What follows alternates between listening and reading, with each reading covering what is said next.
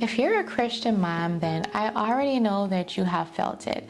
That pressure to be everything, to do everything right, to be perfectly gentle, perfectly organized, and perfectly patient, perfectly productive, and still somehow look like you have it all together. And honestly, I used to feel like if I wasn't doing certain things, then I was failing. But over the years, I've realized something, and that is that there are things I used to do that looked good, but they didn't produce peace, they didn't produce joy, and they didn't produce fruit, and they definitely didn't produce a calm home. So in today's video, I'm going to be sharing 15 things I don't do as a Christian mother and homemaker, and why I have stopped trying to carry unnecessary guilt about it. But before I start, I just want to say that this video is not me saying that this is what you or just every Christian mom or homemaker should be doing. This is definitely not the standard of motherhood and homemaking. This is just me sharing what has helped me personally and my family as a wife and a mom and a homemaker who just genuinely is trying to honor God and protect the peace of my home. And I also want to remind you that we are building homes under grace. So if you have ever felt like you're failing because you cannot keep up with the modern perfect mom image, then stay with me, because this video might set you free in the best way. It might also let you know that it is okay, and if you're feeling this way too, you're not alone. So the first thing is that I do not compare my home to anybody else's home or to social media. I don't compare my kitchen, my routines, or my motherhood to a highlight reel or to Pinterest, because comparison is a thief and it's also a liar. Most of what you see online, it's staged, it's edited, it's filtered and carefully chosen. In the moment that I start comparing, I stop being grateful and I might lose contentment. So I just don't entertain that mindset anymore of comparison. If something inspires me, then that is great. But if it makes me feel inadequate, then I just keep scrolling. Next is I don't say yes to everything. As a Christian woman, I used to think that being nice meant always saying yes. But saying yes to everything is a quick way to destroy your home life.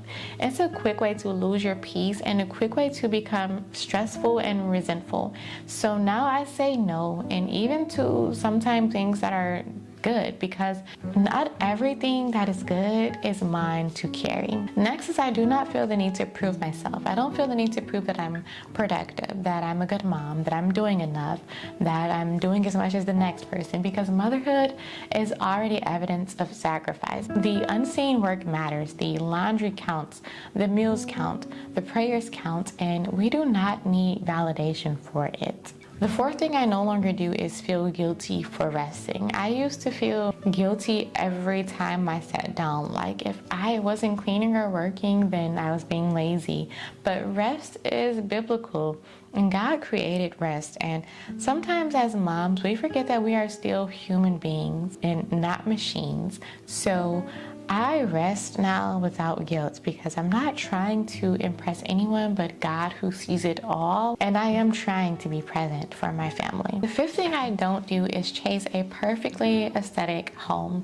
I do love a nice and clean, clutter-free home. I really do, but I try not to get caught up in it being super pretty and aesthetic, because if I'm constantly stressed about that, then again, that can cause me to lose contentment for the things that I do have and make me to not be able to steward them well. A peaceful home matters so much more than a pretty home. Home can be aesthetically pleasing for you and your family and not necessarily look like a Pinterest post. Next is I do not apologize for wanting a slow life. I do not apologize for not living a chaotic lifestyle, for staying home, for making my home my focus. And I will not apologize for wanting my children to remember warmth, stability, and peace in this world that glorifies hustle, because God honors stewardship, and I have learned that slow living is not lazy, it is intentional living, and not everything is for us. Number 7 is that I do not try to do everything alone. I used to think that being a good mom meant that I had it all together and never needed any help. But that mindset is just pride disguised as strength. And God designed families to function as a unit, not as one exhausted woman carrying everything. Do I still do a lot? Yes, but I no longer glorify burnout. And I ask for help from my husband when I need it, and I simplify where I need it. And I remind myself that simplifying and asking for help is not weakness, it's intentionality wisdom and vulnerability. I also do not let my mornings start with my phone. I'm not perfect at this, but I really do try, because the moment that I open up my phone, I'm letting the world set the tone for my day. And as a Christian mom, I want God to set the tone for my day. Not social media, not notification, not other people's lives and opinions, not other people's complaints and venting. So I try to just wake up slowly and pray first and just ease into my morning and days without rushing and without the noise of social media. I also do not entertain chaos, and this one is big. I do not entertain constant noise, constant mess, constant clutter, constant disorder, because chaos affects my spirit, and I truly believe that the enemy loves confusion. So I try to keep my home calm, not perfect, but calm, and that means routines, it means boundaries, even in the people that I allow into our home, even in the things that we allow into our home, the television shows, the media. And it also means resetting my house daily, because peace is definitely worth protecting. Number 10 is that I do not buy things just because they are trending. I don't buy every new product. I do not buy every new organizing bin. I don't buy everything that I see in a must-have homemaking haul, even seasonal hauls, because more stuff does not equal a better life. It actually equals more clutter, more cleaning, more stress. So I just choose simplicity, minimal things, and try to be intentional, because I would rather have less and manage it well. The 11th thing that I do not do anymore as a Christian mother and homemaker is believe that motherhood should feel like constant survival. I used to think that motherhood was supposed to feel like exhaustion, like that was just normal. But no, motherhood is hard, yes, and yes, it stretches you, but you shouldn't feel like you're constantly in survival mode or needing to change something. And sometimes change is not doing more, but doing less, simplifying, and removing unnecessary pressure. And that is something that I had to learn the hard way. Number 12 is I do not feel guilty for having boundaries with my children. I love my children deeply, but I do not believe that they should run the entire household. I don't believe everything should revolve around them every second of the day. I believe that children thrive with boundaries. We do not do like physical discipline, whippings, and things like that, but we definitely strive with structure. And we believe that our kids will strive when they know that mom is calm, not overstimulated. And so yes, my kids have rules, and yes, we have rhythms. And yes, my children know that this home needs to have order in order to not feel heavy. Next is I do not allow negativity to live in my mind. I don't allow myself to constantly complain.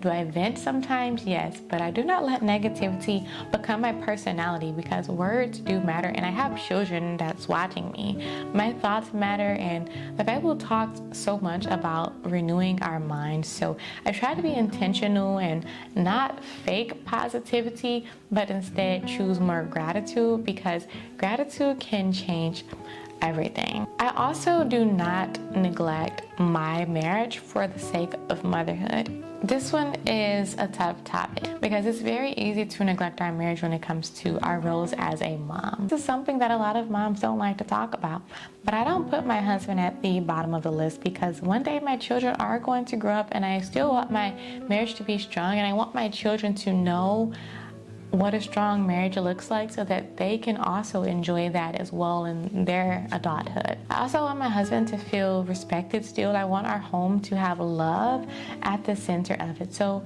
when I pour into my children, I also pour into my marriage too, because both of them matter, and it also honors God. Another thing that I no longer do and don't feel guilty about is try to live like the world while claiming to live for Christ.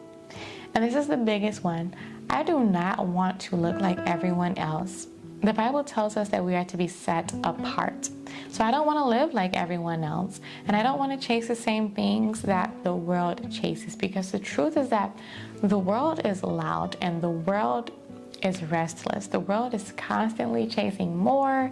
And as Christian women, we are called to be different, not perfect, but set apart. And I remind myself often that a quiet and simple and faithful life is not a small life, it is a powerful life. I feel the need to apologize for what my lighting is doing right now. The clouds are moving, and so the position of the sun while I'm sitting in front of this window is what's causing my video to look and go back and forth from like sunny to daylight to cloudy. I don't know, I just wanted to put out that disclaimer. Now I want to talk about a scripture that really grounds me as a Christian mother and homemaker, and that's Proverbs 31 verse 27. It says that she looks well to the ways of her household and does not eat the bread of idleness. And I used to read that verse and I used to feel pressure, like I had to do everything all the time, nonstop. But now I read it differently. I don't think that it means hustle. Definitely not the hustle that the world glorifies. I think it means stewardship, like being intentional, paying attention to what's happening in your home and choosing to lead it wisely. And sometimes nurturing your home means saying, this doesn't belong here and I don't belong there. This mindset doesn't belong here. This chaos doesn't belong here. This pressure doesn't belong here. This guilt doesn't belong here, because a godly home isn't built by a perfect woman. It is built by a faithful one. So if I could leave you with some encouragement today, it is that if you're watching this and you feel tired, if you feel like you've been carrying it just too much, if you feel like you're constantly trying to live up to an impossible standard, I want you to know that you don't have to prove yourself and you don't have to keep up with everything and everybody. You don't have to be everything to everyone, and you just have to be faithful with what God gave you today. Even if your home is a little messy, even if your kids are a little loud, even if you feel like you're behind, even if you're in a season where you are barely getting through, God still sees you and your work still matters. So if this video has encouraged you, inspired you, or motivated you in some type of way, I hope that you will like it and give it a thumbs up. And if you're a Christian mom who wants a more peaceful home, more intentional routines, and more faith-filled encouragement, make sure you subscribe and stick around. And also, if you want help simplifying your home and creating a rhythm that actually works, I have a free resource linked down below that will help you to reset your home and heart in a way that feels realistic, because we are not about doing perfection over here. We are about doing peace and stewardship with grace. So thank you so much for watching this video and being here with me today. I hope that it reminded you that you do not have to carry unnecessary guilt to be a good mother. You can be gentle and still have boundaries. You can be productive and still rest. And you can be a godly woman and still live simply. You can build a beautiful home without being burnt out. But that's going to be all for today's video, and I will see you guys in the next one. Happy homemaking.